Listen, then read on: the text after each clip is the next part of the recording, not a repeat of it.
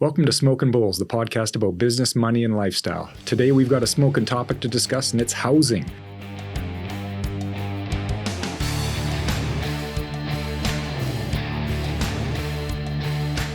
So Dave, housing here in Canada, there's lots of comments about it. It's been driven up very quickly.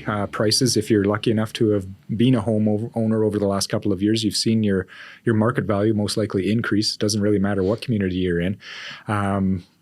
What kind of problems is this causing?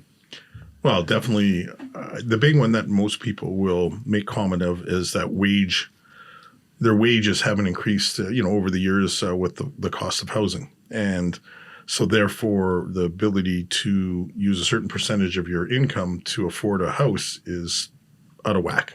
That there's just people who are now out of the market, can't even participate in the market because it would consume too much of their paycheck. I'm not sure that's 100% true. It might be in very specific areas. But I think this is part of our problem is everybody wants to live in a city these days. And the pandemic forced some people to become rural, not force them. That was a great reason to get out, sell your property high, be rural, and be able to work from your computer. But not everybody enjoys that situation. So I think home ownership is harder than it was in the past. Just how much is hard to gauge. I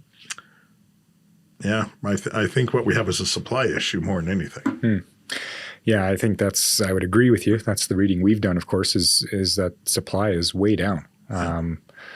There's not just our local population that needs homes. It's immigration. It's people, getting older, wanting to buy their first home, and those things aren't there for them to buy. So, real simple economics. You don't have the product, but you have the demand, and it's driving up prices. And you still always have some migration from rural to cities, not as much as in the past, but it still happens. So basically, you have more demand than there is supply. That's pretty much the bottom line of it. Where we live here in Alberta, in Edmonton specifically, we don't really have a barrier to the landmass. I mean, in all directions, you just take over more prairie.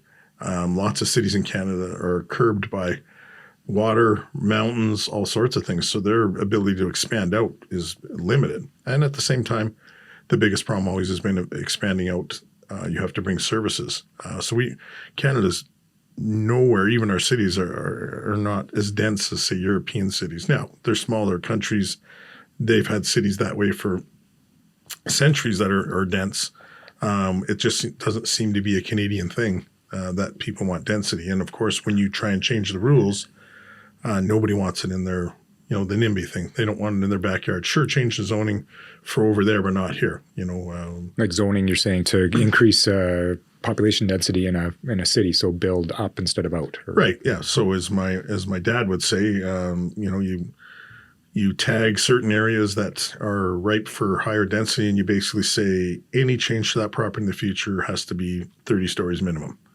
So you want to knock over your house in downtown Edmonton, you're going to have to build a high-rise type thing. So, when you look at even, our LRT and things of that nature, that thing's never full.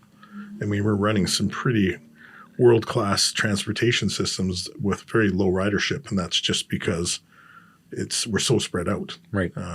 So the idea is you have to change zoning in order to encourage different types. It doesn't have to be a 30-story building, but could be an area where you wouldn't allow a fourplex or an eightplex on one single lot. You're all of a sudden now saying that. And this is more in the cores or where the populace is. You can't just keep building out. You're going to have to change those rules, but that's going to be contentious with everybody who's lived there, got their house at a very reasonable price, and is now benefiting with a massive price increase. Sorry. And that can help a bit, I guess, with our housing supply issue, I suppose, because you can create a denser, you're turning a single house property into maybe a fourplex or something, and you've got four families in the exact same piece of land. But I guess it would help affordability just because it increases supply in a roundabout way. Yeah, you need to increase supply. I mean, think of it this way. If all you're doing is, creating more rentals or this, that, you have to add to what's already out there. In order to change the price, whether a house is bought as a rental property or for ownership, you're still housing that family. Mm-hmm. So unless you increase the stock of supply, you're not going to change. You're not going to change the price. Right. And I mean, at the same time, we're in an environment right now where interest rates are increasing. Mm-hmm. So you've got new home buyers coming into the market that have less homes to pick from. So the price has been driven up on the homes. And now they're also going to be faced with higher costs to buy the same home because their borrowing rate is higher. Yeah. Making it even more difficult for that first-time home buyer to buy anything. I'm not an economist, but I would say you have higher borrowing costs that could drive your housing prices down, but it's not going to change the fact that you still have people who need homes. Mm-hmm. So all you're doing is changing the dynamics. Your housing price will come down if there's not as many people trying to buy it because they can't afford it, but yet they're going to pay more for interest, which will equal out to either they're paying low interest on a high-priced property or they're paying higher interest on a lower-priced property. So your payout is going to be the same.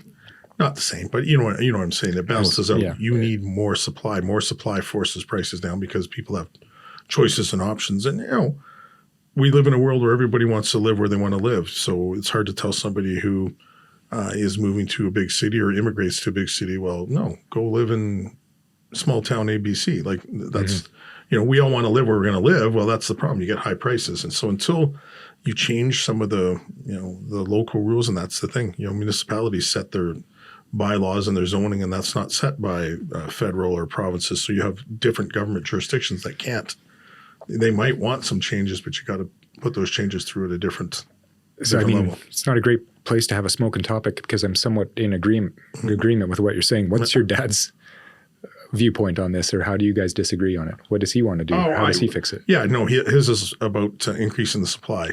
He figures that's the one and only. And I like to look at the fact that there's probably several other options. There's several other causes, and this is our debate when we had it would be supply is in his mind 95% of the problems and everything else is 5%.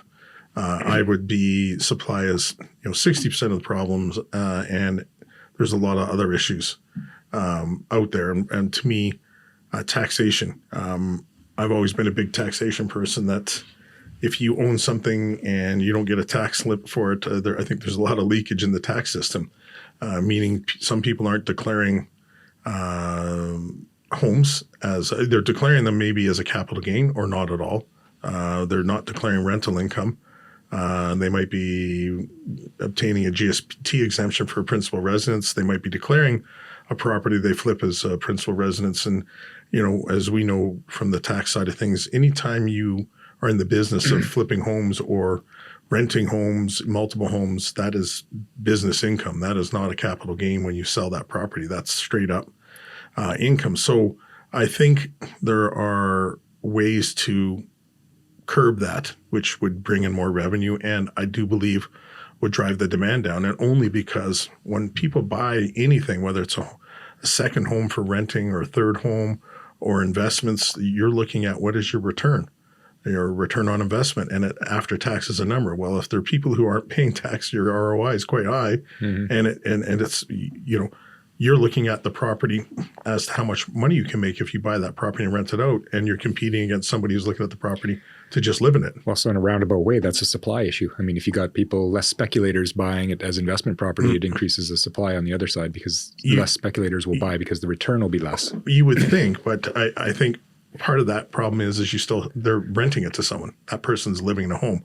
I think it would drive the prices only slightly in the sense that if people were paying the full load of tax they're supposed to pay, the attractiveness of that investment might preclude them from participating in bidding on other homes or buying more homes. Yeah. If the rate of return is low, they'll look to other alternatives to invest in. So just from maybe a demand perspective, it's not going to change the supply, but it might change the amount of people trying to bid on the same property. And you know what? Let's face it. Every investment that anybody has, you have to pay tax on it. Businesses, you have to file tax returns and you have to declare the income that you pay out, and those come in the form of T-slips. We're in the investment business. We know that people who have non-registered investments and make any transaction on those, they get a T5008. They might not be accurate, but it's a triggering and it's a notification to CRA that you've you have made a move with some assets that possibly have triggered a gain, a loss, and CRA knows you probably got to let them know what happened. And if you don't let them know what happened, then they're going to get in touch with you and go, well, you moved some money around. What'd you have, a gain or a loss? And so it forces people to come clean with their taxes. In the real estate world, there's no T-slip issued. Right. Some of the times we don't even know who the owner of the property is that of buying and selling. So I think, these are smaller parts than the supply issue, but you get a tax slip issued by who does all of when you flip a property, you have to register it to your title. Land titles. Land titles. So, every land titles in Canada should be forced to issue a T-slip of some kind every time there's a transaction in housing. And not housing, any real estate, whether it's a corporation, it's a trust, whether it's a beneficial owner or an individual. Anybody who changes a title. Yeah, slip. And CRA then will know, because right now CRA has no clue. Yeah, I think it a few years ago they started making you declare on your, not making you, but voluntarily declaring if you sold your principal residence and what the value was. I think you have to state now. I don't know I'm not an accountant, where your principal residence is, Yeah. and I mean you could go a little bit deeper on this, but this is more to the benefit of anybody who lives in Vancouver, Toronto, Montreal, Victoria, who've owned their home for a while.